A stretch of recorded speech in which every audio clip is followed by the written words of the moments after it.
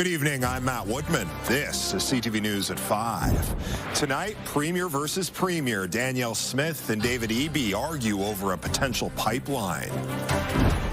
Study break, advice for students worried about losing learning time during the teachers' strike. And unhammered, a now sober former NHL heavy hitter taking a swing at the craft beer market. CTV Edmonton, local breaking news with Matt Woodman. A war of words between Alberta and BC's premiers is getting louder. Danielle Smith says David Eby's comments against an Alberta pipeline running through British Columbia are un-Canadian and unconstitutional. This afternoon, Eby fired back. CTV's Nariman Issa has been following this story for us. So, Nariman, what did Eby have to say in response? Well, Matt, David Eby questioned why Alberta's needs are more important than other Canadian provinces and territories. And he took objection to Smith's comments from this morning. Well, I think Premier Eby's comments are un-Canadian and they're unconstitutional. It's not the Danielle Smith show, it's the Canadian team. And we all deserve the same opportunity for the same federal funding for our projects as she does for hers. That's not un-Canadian, that is fair. And there's nothing more Canadian than fairness. That is a core national value. Danielle Smith wants a bitumen pipeline greenlit that would run from Alberta to BC's west coast. Eby's against the proposal, saying it makes no financial or economic sense. Last week, Smith committed $14 million to fund early regulatory work for the line, with the hope private companies will eventually take over. So far, none have committed to that. Smith met with the Prime Minister in Ottawa yesterday before he traveled to Washington. Mark Carney plans to announce a group of major projects that Ottawa will endorse by mid-November. Now, today, Smith again called for the federal government to scrap laws such as a ban on oil tankers on the west coast. The message I've had to the Prime Minister is that it's the oil sands companies who need to have confidence that they're going to be allowed to expand production in order to be able to fill a pipeline. And at the moment, because of the laws that are in place, they don't have that confidence. So that's why we have to deal with these things as a package. Now, Smith says building an oil pipeline to the west coast is a test of Canadian unity.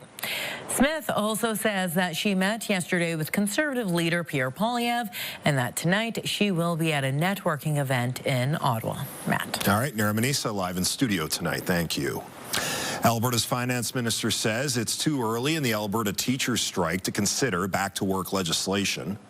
I don't think 2 days into a strike is irreparable harm. I don't know if that passes the bar, but if we get to the end of the month and nothing's changed, and especially if the ATA hasn't returned to the table formally, then we'll have to consider everything.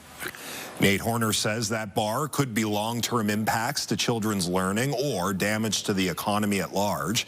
He says the province is currently waiting for a new formal proposal from the Alberta Teachers Association. He says they're open to reasonable action to address concerns over complexity and classroom sizes. He says the province is already building schools as fast as it can and has agreed to the union's request to hire 3,000 new teachers as the province's population booms. And while the province waits for a new proposal from teachers, formal education is on pause in Alberta with schools closed. Some students are still trying to study, while education experts say now isn't the time for parents to panic. CTV's Connor Hogg reports. With school out for the foreseeable future, some kids are trying to keep studying despite the classroom closures. Ahana Kitan is one of thousands of Edmonton students with a lot more free time on her hands. I'm kind of happy but sad at the same time because I don't get to meet my friends. Our future grades are going to get impacted and we're not going to know that much for our future career. Ever since the strike was announced, the parents who were already coming to our center with their kids, they have been calling us back to say if there's something we would be doing during the strike days. VTeach Learning Center is offering half-day and full-day camps for kids who are suddenly out of school. The center is using the provincially provided toolkit for each grade. VTeach's owner says knowing how to teach is an issue for many parents. All of a sudden, kids are at home and, maybe parents are not equipped with all the resources to be able to teach their kids. I don't think we need to be sort of panicking and jumping on anything right now, thinking like we need our students to be learning at home.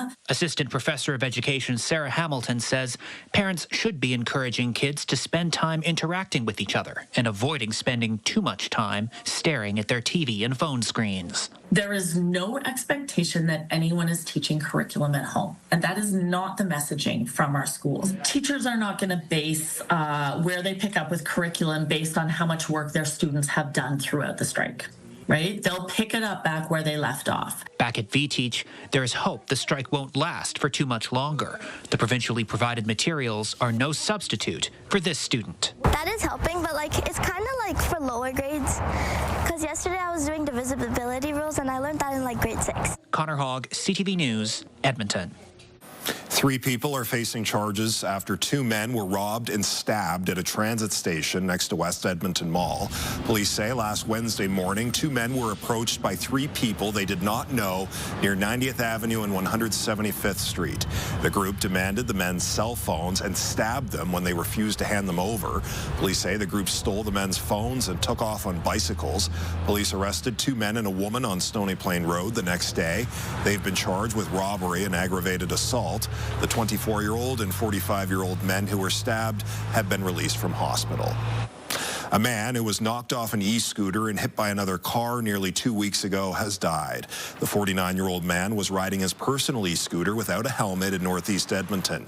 Police say he was hit by a car at the intersection of 82nd Street and 115th Avenue. The man was knocked off his scooter and hit by another car. He was taken to hospital where he died yesterday.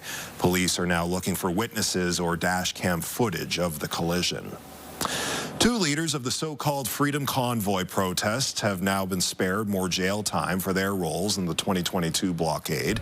Tamara Leach and Chris Barber were both found guilty of mischief for their roles organizing the 3-week protest. They were sentenced today. The 2 will spend a year on house arrest. Afterwards, Barber will spend 6 months under curfew. Leach will spend 3.5 months under curfew since she already spent more than a month in jail. A judge will decide in November whether to seize Barber's truck. The protests caused weeks of gridlock in downtown Ottawa during the pandemic. The Crown was seeking 7- and 8-year sentences, but the judge said the 2 have already faced serious repercussions. Advance polls are now open in Edmonton's municipal election. A steady stream of Edmontonians turned up at the West End Seniors Activity Centre today to cast their ballots. It's one of 12 advance polling stations that will be open through Saturday between noon and 8 p.m. Voters we spoke with today had a wide variety of reasons for casting their ballot early. Vote now, vote early, and get that right person in there, or you have the same thing as what you got right now. I felt good about the person I voted for and his team. So, yeah, I was determined to cast my vote. Well, in case something happens where I can't vote, I vote early so that I can get it done and that's over with. Advance voters can only vote at their ward's designated advance voting station. Your location can be found on the Edmonton Elections website. Josh, I vote we have more days like today. We had daytime highs. Overruled. In the 20s. Overruled. You know what? Friday's going to be close to today. We'll have a chance at hitting 20 again on Friday. Probably not quite as warm as today, though. We get to 23 for a daytime high today. 22 currently downtown Edmonton. Villeneuve Airport, International Airport sitting at 21s. We're having some trouble with some of the Environment Canada data, so there are some stations not reporting through this afternoon. But thankfully, the city is. 7 degrees this morning, 4 degrees above average. 23 this afternoon puts us 10 degrees above average and about 4 degrees off the record of 27 from 1943. We'll see about a 10-degree drop tomorrow, which will only put us back to around average. We'll talk more about that in a moment. First, take a look outside. Here's the CTV drone. Mostly cloudy skies hanging over the Edmonton area right now. And way off to the northwest, we do have some showers and thunderstorms. And there is a slight chance around midnight tonight that you may see a shower in the city. I think the bigger issue tonight is going to be the wind, especially through the overnight period. So we'll stay mostly cloudy. Wind is not bad right now and for the next couple of hours. But around midnight, midnight, you get that chance of a shower, and gusts could be in the 40 to 50 kilometer per hour range. There's your thunderstorms earlier today, just off to the east of Slave Lake, southwest of Slave Lake. We have another little thunderstorm cell. Here's your upper ridge, this warm air that came flooding in, but there is some colder air that's going to punch its way in from the northwest over the next 24 hours. So 17 degrees at 9 o'clock tonight. There's your gusty wind overnight. Still a little breezy through tomorrow morning, and around lunchtime we could see gusts in the 30 kilometer per hour range. 6 degrees in the morning, 13 and partly cloudy tomorrow afternoon. It will warm up, as we said, for Thursday and Friday, but then a really big cool down for the Thanksgiving long weekend. All those details still to come. All right, Josh, thank you. Coming up next on CTV News, McDavid's mentality. The Oilers captain explains why he didn't take a pay raise to stay in Edmonton. Lenny's not going to go hungry with that money. Coming up on Wednesday on Your Morning Edmonton, under a harvest moon, we will show off a harvest meal. Tips from a dietitian on how to eat healthy and local this Thanksgiving. Your Morning Edmonton, weekdays. To you by James H. Brown Injury Lawyers, the heavy hitters of injury law.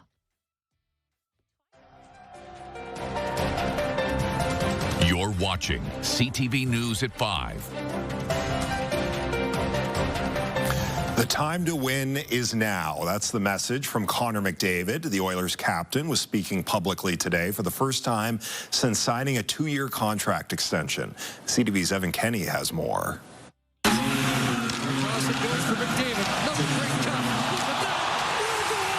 Connor McDavid will be bringing Rogers Place to its feet for at least 3 more seasons. Our heart's here in Edmonton. Our heart's here with the core guys, with the guys in this room. The captain signed a 2-year, $25 million contract yesterday. It will kick in next season. Today, McDavid explained why he's willing to go without a pay raise. Gives us a chance, as I said, to extend our window here in Edmonton. Lenny's not going to go hungry with that money. And shows what kind of guy he is, what kind of person he is, what kind of teammate he is. Sports analysts in the city believe McDavid wants to win now, and he will worry about getting paid later as the NHL's salary cap is expected to increase. He didn't give himself a raise. It's a short-term deal, 2 more years, but I think with the way he went about it and the money he's leaving on the table, he truly wants to win. He's a guy that wants to win, that wants to create a legacy of winning, not just for himself, but for his teammates and for a community too, which is an exciting thing. McDavid's win now mentality has Edmontonians fired up. This is the best deal I've ever seen in my life. I'm just saying. I'm saying three-peat. And has 97 eager to get back on the ice. It starts with obviously tomorrow night and starts with a good regular season. The Oilers open the season at home against the Calgary Flames tomorrow. Evan Kenny, CTV News, Edmonton. A former NHL heavy hitter is now taking a swing at the craft beer market.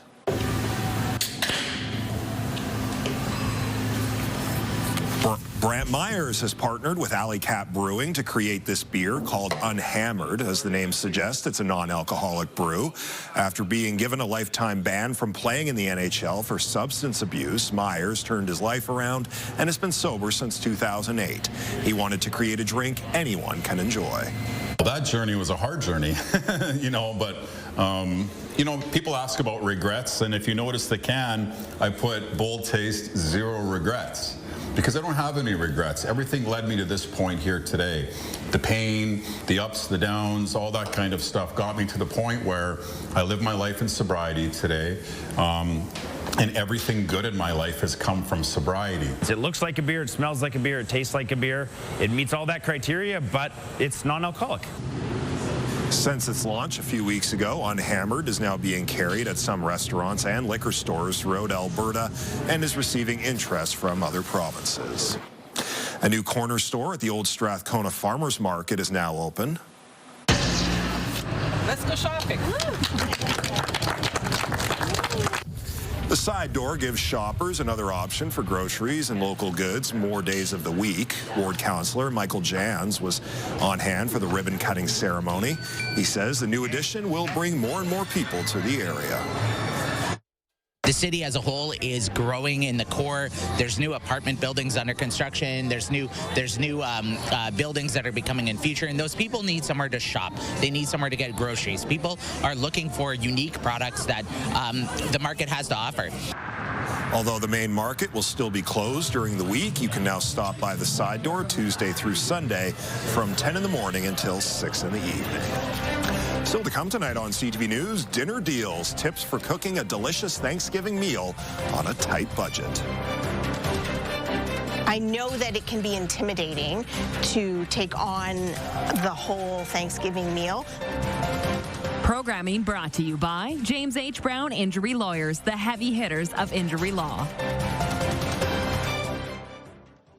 Might be in the market for a turkey. A 5-kilogram bird in local stores costs around $25 to $40. Home economists say there are cheaper options. Rather than do turkey, I did pork tenderloin because it is a really inexpensive protein right now. It's probably less expensive than a turkey, even a frozen one. So many things can be frozen, and then if you have a big deep freeze, that will save money in the long run. They also say buying fruits and vegetables that are in season is an easy way to save some money and maximizing the use of every single ingredient you purchase. Are you a turkey or ham guy at Thanksgiving, Josh? We double up. You double? Oh, a little bit of both. Whoa. Yeah. You coming? I just might be. I like a little bit of both as well.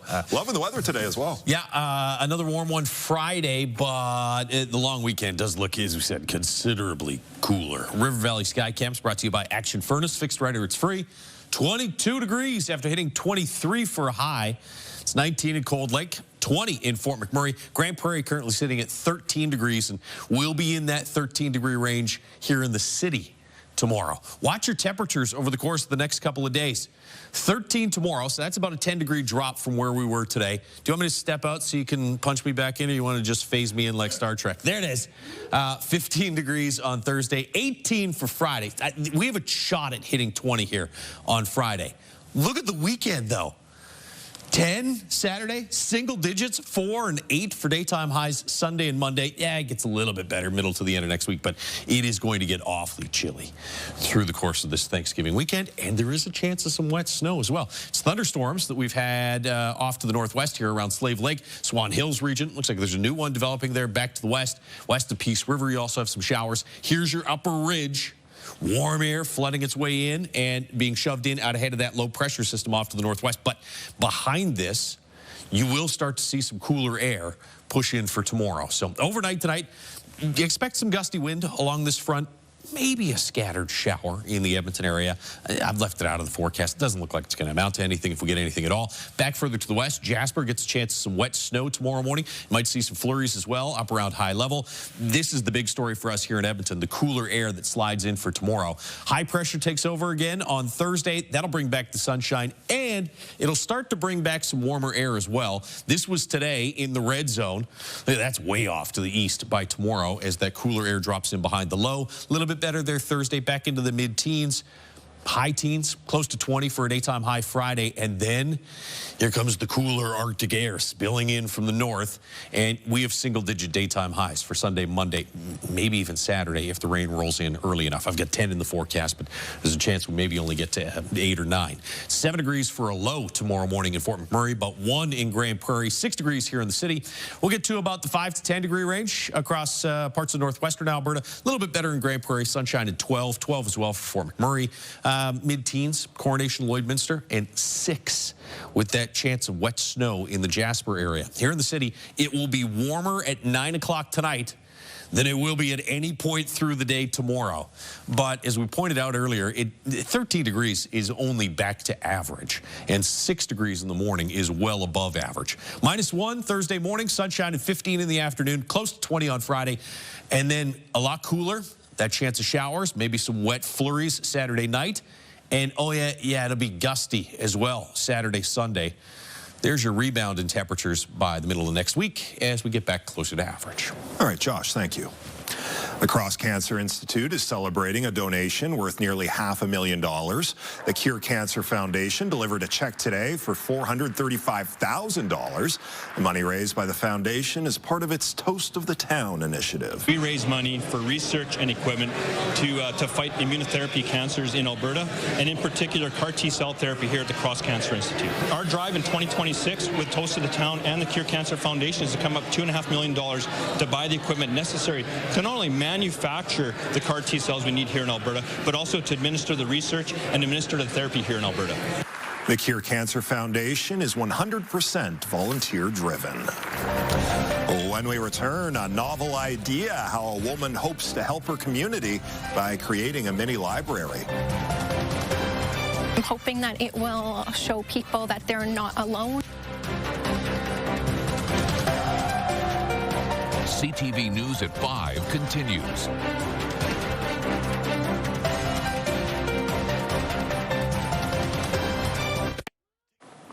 Inspired by her own challenges, a woman in St. Albert has set up a little free library filled with books focused on mental health. As CTV's Merrick DeCash explains, she hopes the reading material helps her neighbors, whether they return them or not. A little yellow library now stands near a walking path in St. Albert's Lacombe Park neighborhood.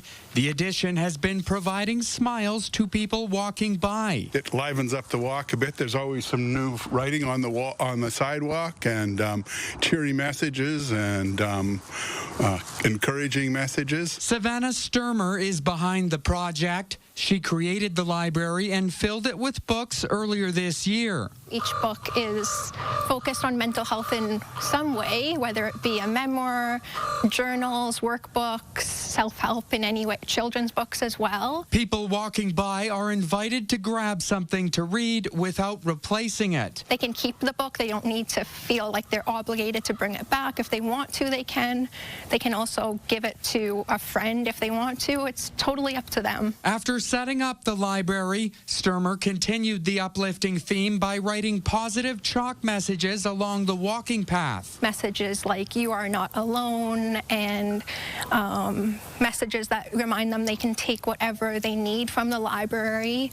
Like the books, the resources are there for them. Her struggles with anxiety and depression inspired her to create the library. I'm hoping that it will show people that they're not alone in what they're dealing with, and that people do care, and that there is a community around them, supporting them. For those walking by, the new library is a gesture of kindness from a stranger. Every little bit counts. Like one step at a time, everything helps. I think it's a great idea. Merrick DeCash, CTV News, Edmonton.